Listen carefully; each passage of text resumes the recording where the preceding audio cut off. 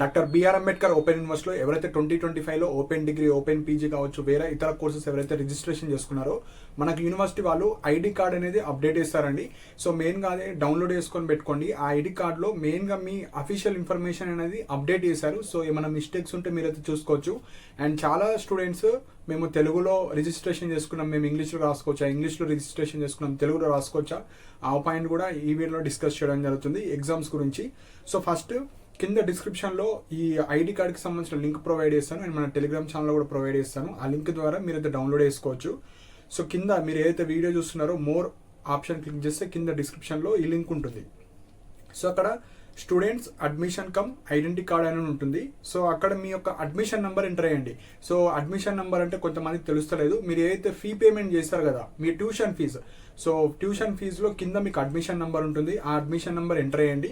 దాని తర్వాత మీ registered mobile number ఏదైతే ఉందో అది ఎంటర్ చేసి సబ్మిట్ కొట్టండి. సో సబ్మిట్ కొట్టగానే సో మీకు అప్డేటెడ్ వస్తుంది. సో కొంతమందికి రాకపోతే కొద్దిగా వెయిట్ చేయండి, అది అప్డేట్ అవ్వడానికి కొద్దిగా టైం పడుతుంది. ప్రీవియస్ బ్యాచెస్ వాళ్ళు కావచ్చు, degree first year second year third year ఎవరైనా తీసుకోకపోతే తీసుకోవచ్చు.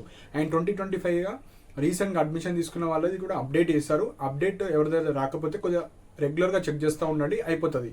సో అక్కడ మీ యొక్క ఫోటో ఉంటుంది.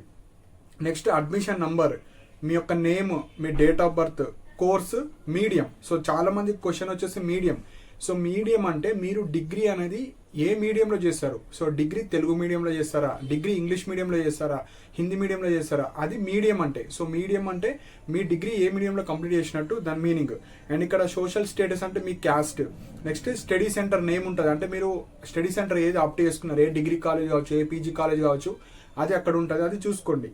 సో నెక్స్ట్ వచ్చేసి ఆ డీటెయిల్స్ అన్ని పర్ఫెక్ట్ ఉంటే ఓకే, పర్ఫెక్ట్ లేకపోతే మీరు యూనివర్సిటీకి ఎప్పుడైనా వెళ్ళినప్పుడు మీరు ఏవైతే డీటెయిల్స్ ఉంటాయో అవి అప్డేట్ చేసుకోండి, నో ప్రాబ్లం. సో కింద మనకు ఏవైతే మీ యూనివర్సిటీ డీటెయిల్స్ అన్నీ ఉంటాయి. యూనివర్సిటీకి ఎవరైనా కాల్ చేద్దామన్నా హెల్ప్ డెస్క్ మెయిల్ కావచ్చు, అన్నీ సెకండ్ షీట్లో ఉంటాయి. 2 షీట్స్ వస్తాయి. ఫస్ట్ షీట్లో మీ ఇన్ఫర్మేషన్ ఉంటుంది, సెకండ్ షీట్లో మీకు అంబేద్కర్ ఓపెన్ యూనివర్సిటీ షీట్ ఉంటుంది, అది చూసుకోవచ్చు. సో నెక్స్ట్ వచ్చేసి ఇంకా చాలా మంది 2025 కావచ్చు, ప్రీవియస్ బ్యాచ్ వాళ్ళు 23, 24, 25 degree first year second year third year వాళ్ళు ఎవరైతే ఎగ్జామ్ ఫీజు ఇంకా పే చేయలేరో మీరైతే పే చేసుకోండి. ఆల్రెడీ ఎగ్జామ్ ఫీజుకి సంబంధించిన నోటిఫికేషన్ వచ్చేసింది. సో ఇది చాలా ఇంపార్టెంట్ పాయింట్. అండ్ కొత్త వాళ్ళు కూడా చాలా మంది ఇంకా పే చేయలేరు, పే చేసుకోండి. పే చేస్తే మీకు ఎగ్జామ్స్కి అలో చేస్తారు. Next medium. So medium change చేసుకోవాలని అనుకున్న వాళ్ళకు ఇప్పుడైతే ఛాన్స్ లేదు. So first semester exam notification కన్నా ముందే మీరు యూనివర్సిటీకి వెళ్ళి చేంజ్ చేసుకోవచ్చు. కాకపోతే నోటిఫికేషన్ వచ్చేసింది, ట్రై చేస్తా అనుకున్న వాళ్ళు యూనివర్సిటీకి వెళ్ళి ట్రై చేయొచ్చు. కాకపోతే 99% ఎగ్జామ్ నోటిఫికేషన్ వచ్చింది కాబట్టి ఆల్రెడీ ప్రతి స్టూడెంట్ డేటా అనేది యూనివర్సిటీకి వెళ్తుంది. సో క్వశ్చన్ పేపర్స్ కావచ్చు అవి ఇవన్నీ వాళ్ళన్నీ ముందే ఒక 1 మంత్ ముందే డేటా అంతా చేసి పెడతారు కాబట్టి ఇప్పుడైతే ఛాన్స్ లేదు. సో నెక్స్ట్ సెమిస్టర్ నుంచి మీరు ఎవరైతే తెలుగు మీడియం వాళ్ళు English medium to Telugu medium change చేసుకుందాం అనుకుంటే మీరు యూనివర్సిటీకి వెళ్ళండి. సో వాళ్ళు ఇస్తారా లేదా అనేది సెకండరీ, కాకపోతే ఇప్పుడైతే ఛాన్స్ లేదు. సో మీరు తెలుగు మీడియం అయితే తెలుగు మీడియమే రాయాలి, ఇంగ్లీష్ మీడియం అయితే ఇంగ్లీష్ మీడియం రాయాలి.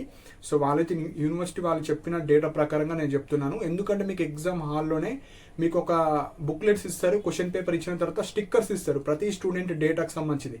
సో అందులో మీ నేము, కోర్స్ నేము, సబ్జెక్ట్ నేము, మీ మీడియము అన్నీ ఉంటాయి. సో మీరు తెలుగు మీడియం బదులు ఇంగ్లీష్ మీడియం రాస్తే అక్కడ ప్రాపర్గా ఉండదు. సో ఏ మీడియం వాళ్ళు ఆ మీడియంలో రాయాలి. అండ్ 1 మోర్ పాయింట్, మీకు అప్లై చేసేటప్పుడే చాలా వీడియోస్లో చెప్పాను, మీరు తెలుగులో కంఫర్టబుల్ అయితే తెలుగులో పెట్టుకోవాలి, ఇంగ్లీష్లో కంఫర్టబుల్ అయితే ఇంగ్లీష్లో పెట్టుకోవాలి.